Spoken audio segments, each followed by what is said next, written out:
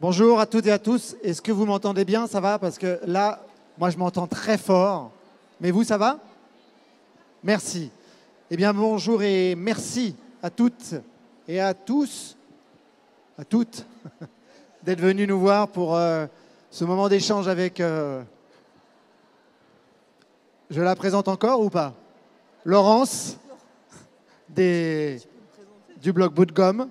Donc, Bootgum, une longue aventure. D'abord, une aventure solitaire pour commencer. Un blog que je ne vous présente plus. Et ensuite, une aventure partagée avec les éditions Jocatop que je représente. Donc, je suis directeur de la communication. Et on fête cette année les 10 ans de notre collaboration avec Bootgum, notamment autour de ces cahiers que vous connaissez, mais pas que. Aujourd'hui, nous allons vous présenter quelque chose qui est assez fondamental dans le cadre des nouveaux programmes qui sont applicables depuis septembre dernier en cycle 2. C'est que je pourrais résumer à travers la précocité des apprentissages. C'est un point fondamental des nouveaux programmes de cycle 2, puisqu'on demande aux élèves, notamment de CE1, mais pas que, de travailler des compétences qui jusque-là étaient réservées plutôt pour le CE2, voire même, pour certaines d'entre elles, pour le cycle 3. Donc c'est une nouveauté sur laquelle on va s'appuyer pour essayer de vous éclairer. Et tout de suite, on va tenter de vous rassurer, à supposer que vous soyez inquiet, en vous montrant qu'il y a des petits tips pour travailler une notion essentielle, les fractions, une notion d'ailleurs qui est travaillée en classe, quand bien même il n'y avait pas encore ces nouveaux programmes. Les enseignants, même depuis la maternelle, travaillent sur le sens des fractions, ne serait-ce qu'en faisant par exemple de la cuisine et en préparant une recette ou en coupant en 4 un gâteau qu'on donne aux enfants. Donc, pas d'inquiétude sur cette précocité des apprentissages que nous, on va essayer de vous détailler. Donc, 10 tips, et on a sous-titré ça évidemment, un jeu d'enfant. Alors, je vais laisser l'essentiel du temps, c'est Laurence qui va parler, qui va vous décrire un petit peu la conception pédagogique qu'elle se fait des fractions, et elle va vous expliquer que tout ça, elle l'a testé en classe, et c'est absolument fondamental. Et ensuite, on vous montrera un petit peu où on peut retrouver les conseils pédagogiques de Laurence sans trahir grand-chose. On les retrouve dans beaucoup des cahiers que nous avons co-conçus. Laurence, si tu pouvais te présenter pour ceux qui encore ne te connaîtraient pas en quelques instants. Alors, Laurence Lefebvre du blog Bootgum. Voilà. Bon, alors, je recommence. Voilà. Laurence Lefebvre du blog Bootgum. J'ai créé les cahiers de calcul, numération, géométrie. Vous entendez pas? Voilà, il faut que tu rentres. Ah, voilà. Comme ça? Comme ça? Là. Ah, comme ça? Comme ça? Voilà. Bon, alors, du coup, voilà, je m'appelle Laurence Lefebvre du blog Bootgum. Qu'est-ce que je peux vous dire? J'ai fait les cahiers de calcul et les cahiers de numération, cahiers de géométrie, enfin toute la collection Bootgum chez Jocatop. Et donc là, on a remis en forme les cahiers de calcul et de numération pour les nouveaux programmes. Et donc, il y a une grosse partie sur les fractions qui a été intégrée dans les cahiers comme demandé pour les programmes. Voilà. Donc là, on va vous présenter en fait des petits tips, en tout cas des choses essentielles pour faciliter les choses dans l'entrée des fractions et puis faire ça tranquillement en fait. Voilà. Et en lien bien sûr avec les cahiers qu'on a conçus avec les éditions Jocatop. Alors on y va. Laurence, elle a quand même oublié un petit détail, c'est qu'elle est enseignante avant d'être autrice chez Jocatop. Oui, voilà, j'ai une classe de CE1, souvent CP-CE1. Et donc j'ai Vincent qui travaille avec moi et qui a les CM1, CM2. Et donc qui faisait les fractions depuis toujours. Donc c'est très bien de réunir en fait deux auteurs de cette manière pour pouvoir voir un petit peu l'étendue du travail à faire et de la progressivité dans l'année. Alors la première astuce, tu l'as intitulée « Activer les connaissances préalables » ou le brainstorming initial. Explique-moi pourquoi. Objectif. Alors en fait, il faut absolument partir de ce que savent les élèves, donc en fait les questionner c'est essentiel de juste les questionner. Qu'est-ce que tu sais des fractions? Qu'est-ce que vous pouvez me dire des fractions? Et là, vous avez plein de mots qui vont émerger en fait de cette question. Donc, comme par exemple fracture, fractionner. Donc, du coup, à partir de fracture, on est bon là. Parce que fracture, qu'est-ce que ça veut dire? Donc, on étaye en fait progressivement les réponses des élèves pour arriver à casser, diviser. Hein, c'est ça qui est essentiel. Donc, à partir de là, partager, partage, diviser. Une fois que vous avez tous ces mots-là, on peut questionner les élèves, où tu partages, où tu divises, qu'est-ce que ça en est? Donc vous voyez, on part vraiment du vocabulaire et du lexique. Et on part du sens, évidemment. Ah bah oui, voilà, on part du sens.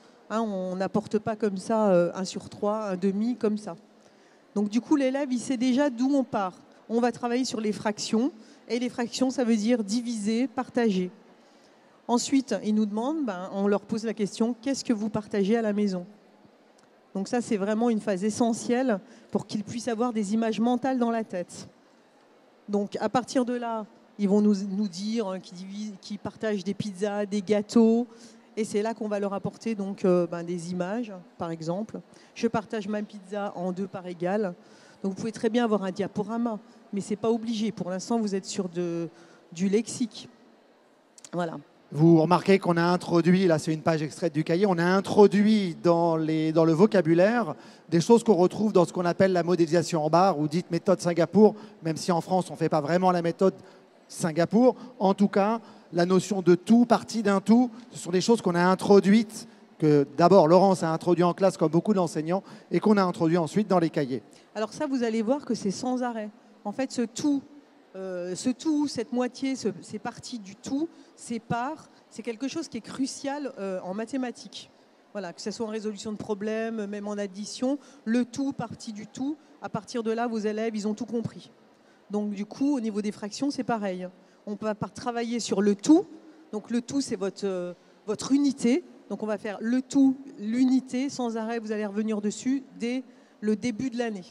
Et ensuite, vous allez travailler les parties et tout de suite travailler sur la moitié, une moitié, un demi.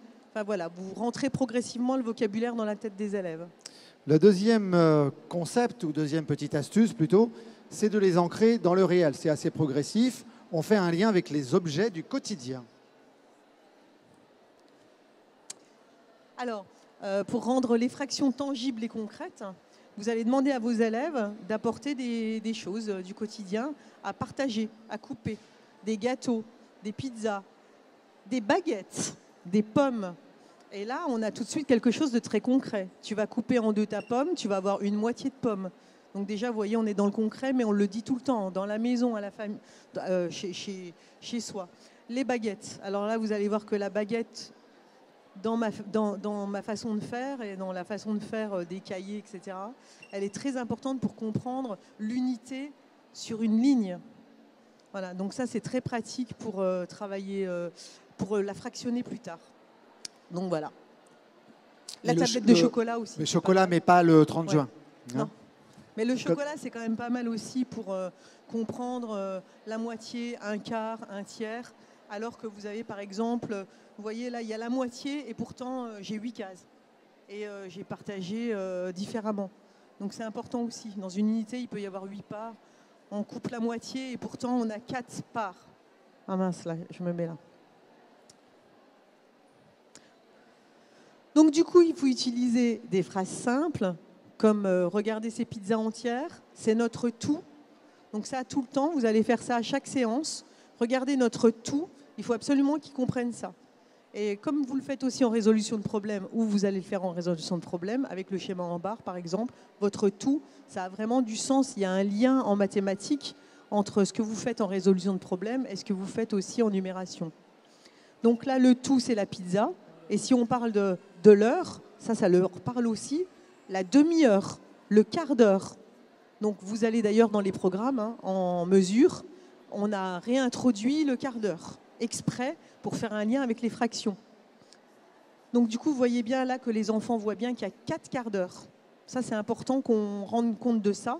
4 quarts d'heure qui font un tout. Et sans arrêt, il faut absolument travailler là-dessus. Tu vois, tes 2 morceaux de pizza, tes 2 moitiés, ça fait le tout, ça fait un tout. Je passe au troisième Ouais. point, manipuler, couper, partager. Alors maintenant, il faut que les élèves voient sans arrêt ce que vous allez couper et qu'ils coupent eux-mêmes.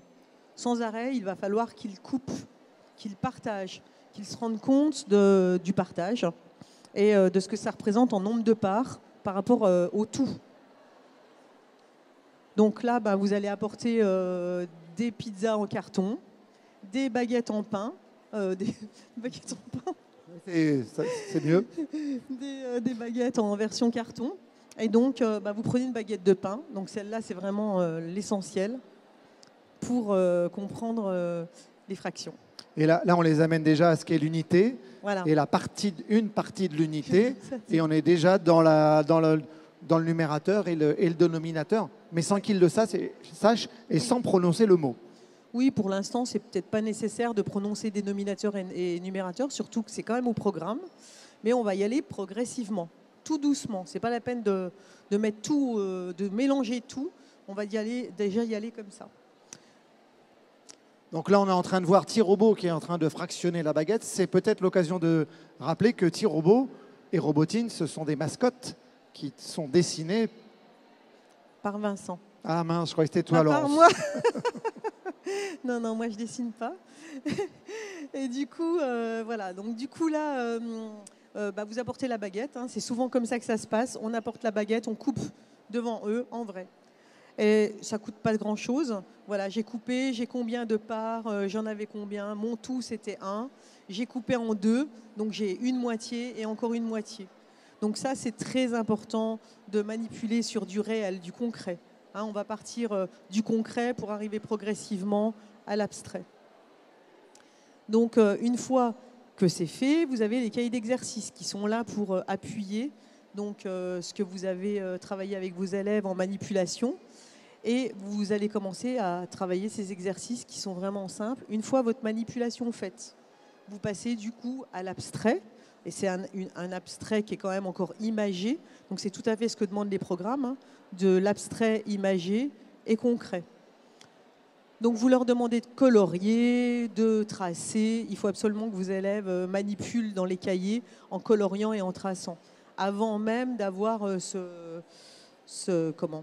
le symbole lui-même, hein, 1 sur 2. Donc vous voyez bien le vocabulaire. Moi j'ai surligné exprès.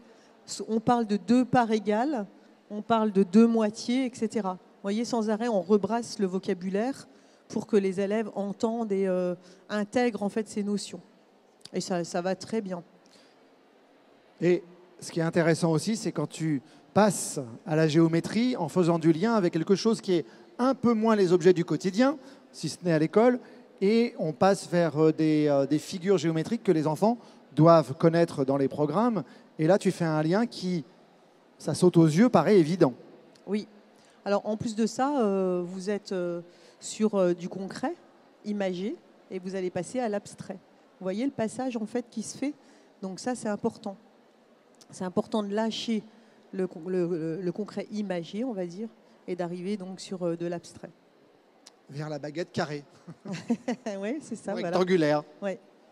Du coup, on change les typologies d'exercices pour jamais les rentrer dans le même type d'exercice, pour qu'ils s'habituent à réfléchir et pas seulement à faire un type d'exercice toujours le même, coupé en 2, en faisant un trait. Hein, vous voyez, il y a plusieurs types d'exercices. Voilà. Et vous voyez que là, on a introduit une moitié. Ça, c'est vraiment une page d'exercice. Une moitié, et là, on a introduit le symbole. 1 sur 2. Ça y est, c'est fait. Et c'est rapidement. Hein. C'est dès la deuxième période, début d'année. Voilà, donc en novembre, on est déjà sur 1 sur 2. Ils comprennent très bien, en fait. 1 sur 2, c'est une moitié. Et vous avez toujours les petits symboles, là. Vous avez toujours ces petits symboles-là qui vont apparaître pour que l'élève se visualise ça en ligne, en rond, donc le symbole aussi de la pizza quand même, et puis donc le symbole 1 sur 2. Voilà, et là vous avez plusieurs types d'exercices. Troisième partie, la bande. Alors qu'est-ce que c'est la bande, Laurence? Alors la bande c'est vraiment l'objet très important de vos manipulations pour la fraction. C'est vraiment ce qui compte le plus cette année pour travailler les fractions. Vous allez l'avoir aussi pour l'année prochaine, donc du coup, il faut vraiment l'utiliser.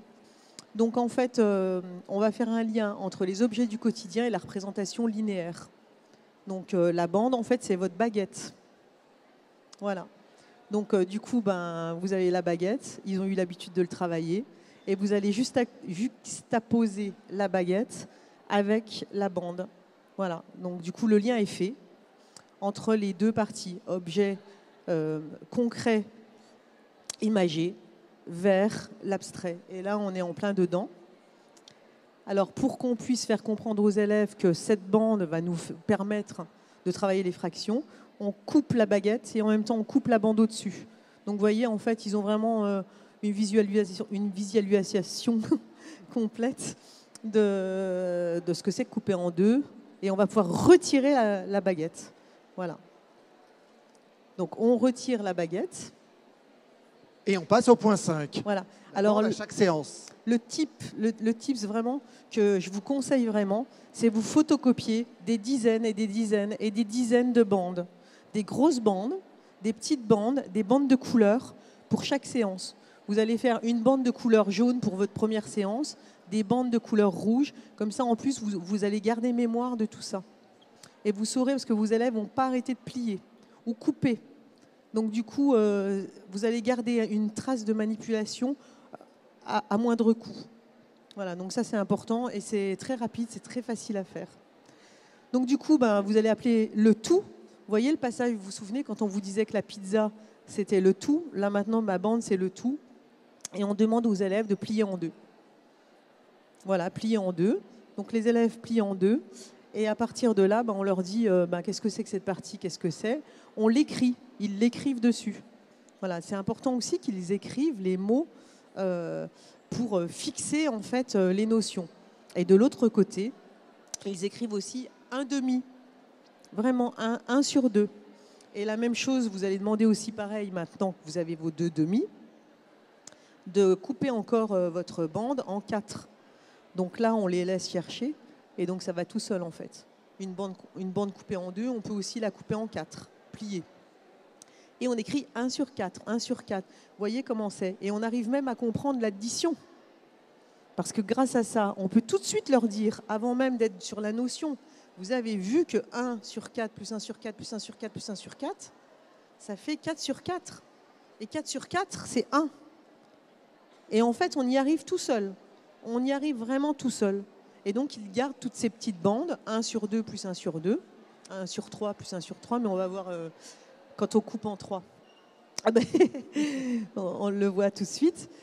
Donc c'est la même chose. Et ce tiers, il est plus difficile à comprendre, parce que quand ils ont coupé en 2, ils se rendent compte que couper en 3, on ne va pas se servir du 2 et du 4 pour couper en 3 ou plier en 3.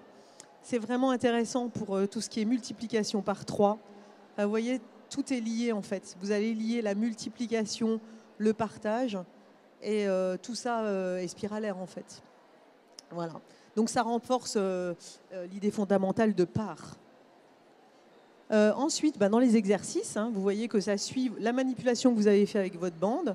Une fois que vous l'avez faite, vous allez avoir les exercices qui correspondent tout à fait à votre travail de bande. Donc tout ça, évidemment, c'est dans les programmes, c'est comme ça qu'on nous a demandé de faire. Donc là, vous avez, là, on va travailler sur le quart. Donc le tout, on représente toujours le tout. Dans le cahier, c'est présenté comme ça pour que l'élève ait quand même encore comme une mini-leçon de ce que vous avez fait. Et puis ensuite, on fait toujours le même type d'exercice, mais qui permet de réfléchir. Par exemple, vous voyez ici c'est assez compliqué en fait. Est-ce que c'est un quart, etc., etc.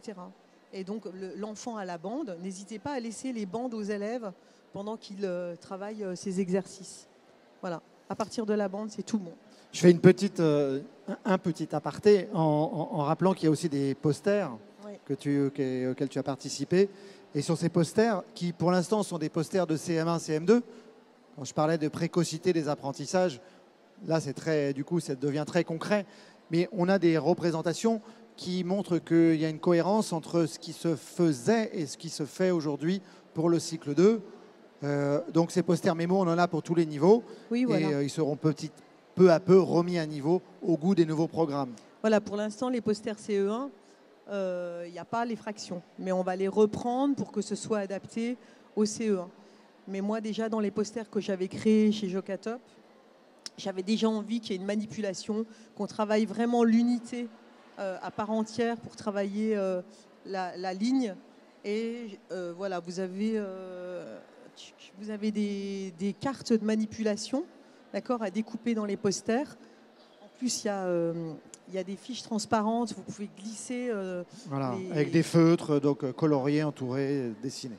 Et puis, vous avez un super bus des fractions où les élèves peuvent coller, donc peuvent fixer en fait leurs fractions, enfin toute la manipulation des fractions. On va passer au point suivant, parce qu'il y a beaucoup de pages du cahier. On va passer au point 6, jouer pour comprendre, avec des ateliers en petits groupes. Alors, là aussi, c'est vraiment fondamental. C'est que vos élèves, après, une fois que vous avez vu tout ça, les leçons, le travail sur les exercices, ils reviennent dessus. Hein, ils se remémorent à nouveau qu'est-ce que c'est qu'une fraction. Et rien de tel que le jeu, donc pour pouvoir se souvenir et appareiller des fractions avec des objets imagés, etc. Donc du coup, on vous propose, moi j'en ai pas mal sur le blog, et puis on va en remettre sur le blog. On va remettre des jeux, donc il suffit juste de les plastifier. Comme par exemple des puzzles. Ouais, voilà. Voilà. Par exemple, ça, alors là, c'est très simple. Moi, c'est déjà fait sur mon blog, ou alors je vais le reposter, je ne sais plus. Mais vous avez juste à faire un cercle, hein, vous le découpez, et vous montrez bien demi, enfin voilà, vous en faites plusieurs, des plus petits, et vous appareillez tout ça. Ça semble simple, mais en fait, pour l'élève, c'est important aussi qu'il touche les objets. Hein, qu'il les concrétise. Le 7e point, il faut aller évidemment de plus en plus vers l'abstraction et la symbolisation. On va formaliser le vocabulaire avec le tout et les parties. Donc, on introduit ces termes mathématiques. Comment, Laurence ? Le tout et les parties, on l'a commencé dès le départ. Hein, quand on a travaillé les baguettes, les pizzas, quand on a travaillé les tablettes de chocolat. Les tablettes de chocolat. Donc à chaque fois en fait que vous allez faire des séances, il faut revenir dessus. Sans arrêt, vous revenez dessus. C'est important. Vous démarrez une séance de fraction, vous redémarrez sur votre baguette, votre pizza et votre tablette de chocolat. C'est important de refixer les choses et de repréciser à nouveau. Voilà mon tout. Voilà. Souvenez-vous, si je coupe comme ça, c'est quoi ? Donc à chaque fois, vous redemandez aux élèves, vous remémorez les notions. Voilà, c'est parti, une fois additionné, reforme toujours le tout. Et le tout est appelé l'unité, il est égal à 1. Il faut vraiment que vous vous souveniez de ça. Il y a 4 périodes dans l'année. Et nous, on a décidé de faire 2 semaines banalisées sur les fractions par période. Et donc, c'est à ce moment-là que vous allez brasser et rebrasser en fait, toutes ces notions à chaque période. Voilà. Donc, si je fais un petit résumé, là, comme on est au point 7, on commence par partir du quotidien. On amène des objets, on manipule. On manipule et on parle de vocabulaire. On passe son temps à répéter ces mots qui vont s'ancrer petit à petit. Et ensuite, on passe vers la symbolisation. Donc, on va vers l'abstraction. Exactement. Ça s'appelle la modélisation en barre ou la méthode Singapour, si on veut. Pas la méthode. C'est vrai. Un peu de Singapour. Oui. Un peu. Donc, en fait, ils arrivent à 2,5, c'est un tout. 4 quarts, c'est un tout. Oui, c'est ça. En fait. On va passer au point 8. Alors, pourquoi tu nous as répété verbaliser, verbaliser, verbaliser, comme ça à l'infini ? Pour ancrer les notions, parce qu'en fait, les notions, sinon, elles s'échappent. Elles s'en vont si on n'en parle qu'une seule fois, parce qu'on leur explique. Parce que les élèves, ils vont comprendre quand même. Un quart plus un quart, ils vont très bien comprendre que c'est 2 quarts. Mais est-ce qu'ils vont vraiment concrétiser ce que c'est ? C'est surtout ça. Est-ce que je peux te poser une question qui n'est pas une question piège, hein ? Verbaliser, c'est qui ? C'est toi ? C'est les enfants ? Ah non, c'est les enfants. Non, c'est les enfants. Nous, on apporte une solution, on va dire, mais c'est les enfants qui doivent verbaliser, évidemment. Hein, c'est eux. Donc, quand on montre quelque chose au tableau, on va poser la question aux élèves. Donc, qu'est-ce que c'est cette baguette ? Donc, elle est coupée en deux. dis-nous comment elle est coupée, ou coupe-la. Coupe la baguette, quelles sont les deux parties. Quand je rejoins les deux baguettes, comment on appelle ça? Donc ça, c'est important de le fixer. Mais vraiment de le fixer définitivement. Voilà. Voilà. Donc pareil pour la pizza. N'oubliez pas. Une astuce pro, c'est Ouais. quoi une astuce pro? C'est Alors un là- truc que tu révèles coquette? Non, non, bah, c'est la même chose que les bandes en fait. Hein, il faut que vous ayez, vous, des photocopies toutes prêtes ou plastifiées de pizza, de baguettes, pour toujours réexpliquer sur vos 20 séances. Attendez, je ne sais pas s'il y en a 20 des séances, mais si, il me semble. En fait, la notion. Et donc la notion, vous recommencez toujours à partir du début pour redescendre. Même si vous faites l'addition, vous allez montrer vos quarts, un quart plus un quart plus un quart, grâce à vos 4 parts de pizza. Donc ça concrétise énormément. En fait, la notion, ça la fixe. Voilà, ça permet en fait de symboliser l'addition des fractions. Voilà. Donc la répétition visuelle, c'est ce que j'expliquais. La répétition visuelle, ça permet vraiment d'apprendre. Et enfin, presque enfin, on passe à l'abstrait. Donc là, on a quelques notions quand même et quelques symbolisations mathématiques à faire passer tout de même aux élèves. Et un conseil pratique pour cela. Alors le conseil pratique, c'est qu'une fois que les élèves sont parfaitement à l'aise avec la manipulation ou la verbalisation, vous allez passer à la représentation sur feuille.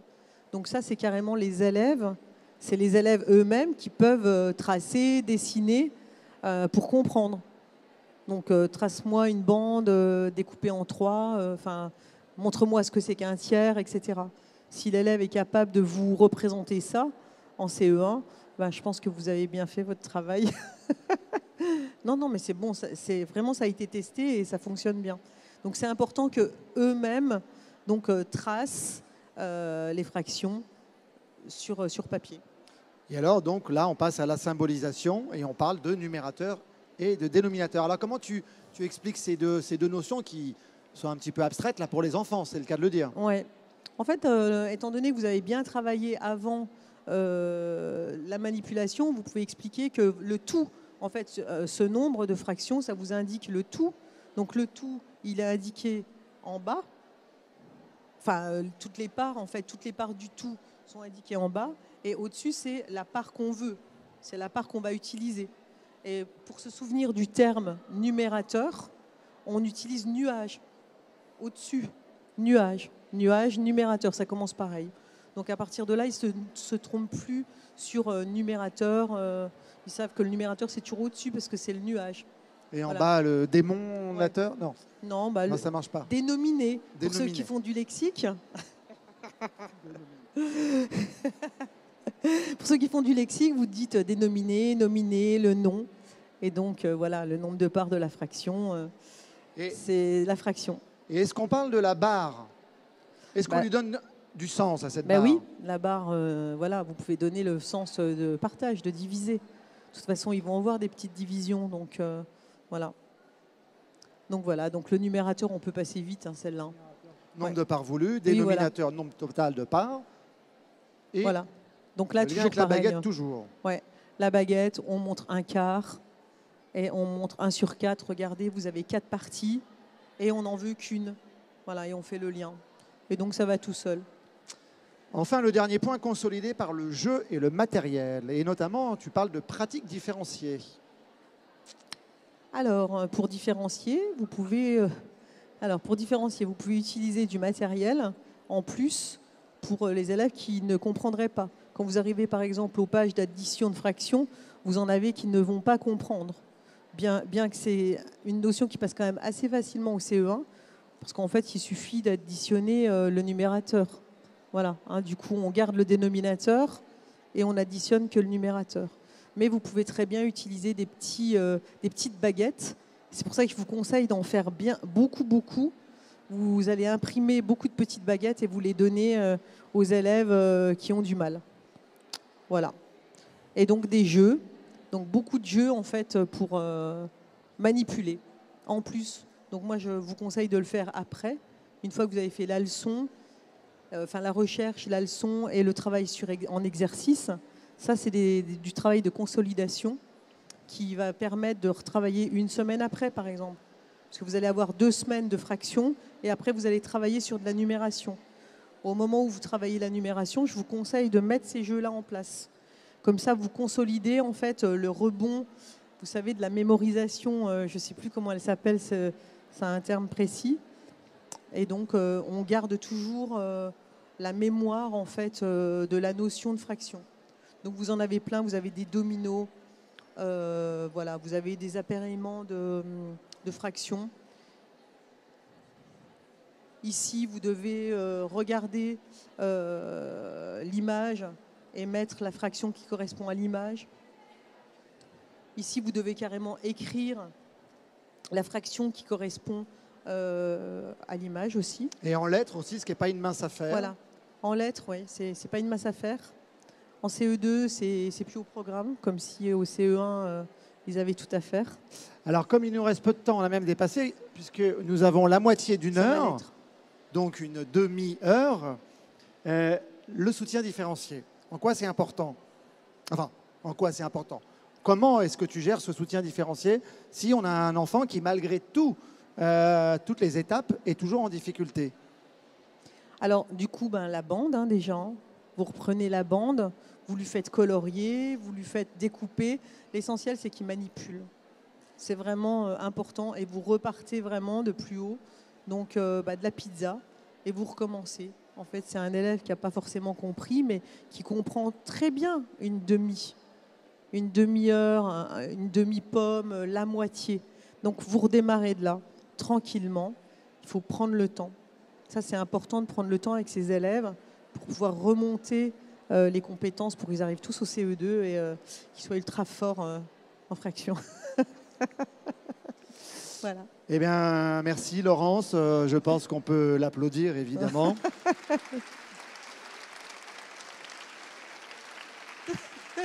Merci. Laurence a réussi à faire passer des notions difficiles en quelques instants et sans avoir peur. Et ça, c'est vraiment le maître mot. C'est un petit peu ce qu'on voulait mettre en avant dans cet atelier, puisque, évidemment, il y avait beaucoup de craintes par rapport à ces nouveaux programmes. Et on peut le comprendre. On a juste eu 2-3 petites minutes si vous avez des questions à poser à Laurence et je passerai le micro dans la salle. N'hésitez pas.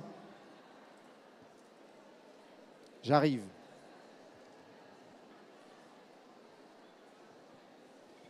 Oui, merci. Je voulais vous demander, on a vu surtout des fractions, je suis là. Essayez de mettre le micro vraiment. Des fractions inférieures à 1.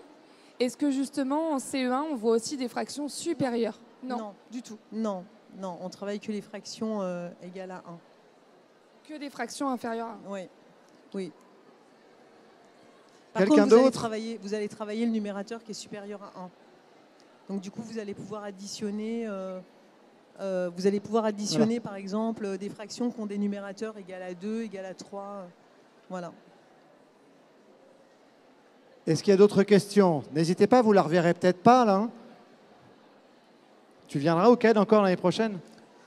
J'hésite. Elle n'a pas le choix, me dit Swat. D'accord. Donc gardez vos questions pour l'année prochaine. Merci. Ah, une question. Non, restez assis, il y a une question.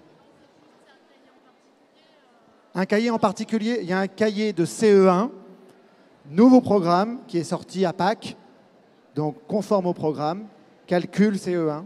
Numération CE1. On les a aussi en CP et en CE2. Voilà, c'est aux éditions Jocatop. Ah bon? Les éditions Jocatop, donc c'est le cahier de numération CE1. Donc nouveau programme, de toute façon, vous n'avez plus que celui-là. Donc, non, ce que je veux dire, c'est que c'est le nouveau programme. On avait compris. Hein. Voilà, le cahier de numération, vous allez avoir les fractions qui vont être introduites à l'intérieur du cahier. Et donc, en deuxième période, comme demandé par les nouveaux programmes. Et donc, vous allez avoir un travail sur 2 semaines par période pour travailler les fractions dans tout leur ensemble avec une progressivité, exactement ce que je vous ai expliqué là. Donc, on va commencer juste sur la découverte des fractions et on va arriver à l'addition des fractions et à la comparaison des fractions. Et à la comparaison de fractions avec même dénominateur, mais avec des dénominateurs différents. Voilà. Voilà. Et donc, ils peuvent comparer. Ils peuvent y arriver. Donc, le cahier est bien fait, la progression est... et donc, vous allez alterner numération, fraction, numération, fraction, numération, fraction. Et donc, il y aura des jeux qui vont être mis sur le blog. On les a déjà faits, mais on n'a encore pas eu le temps de les poster pour accompagner en fait, les cahiers sur la phase de consolidation du travail. Mais heureusement, les vacances sont là. Laurence va pouvoir travailler pendant 2 mois. Et moi, je vous souhaite de bonnes vacances. Et puis, venez nous voir au stand des éditions Jocatop. Il ne nous reste que quelques cahiers. Merci beaucoup. Tout vendu.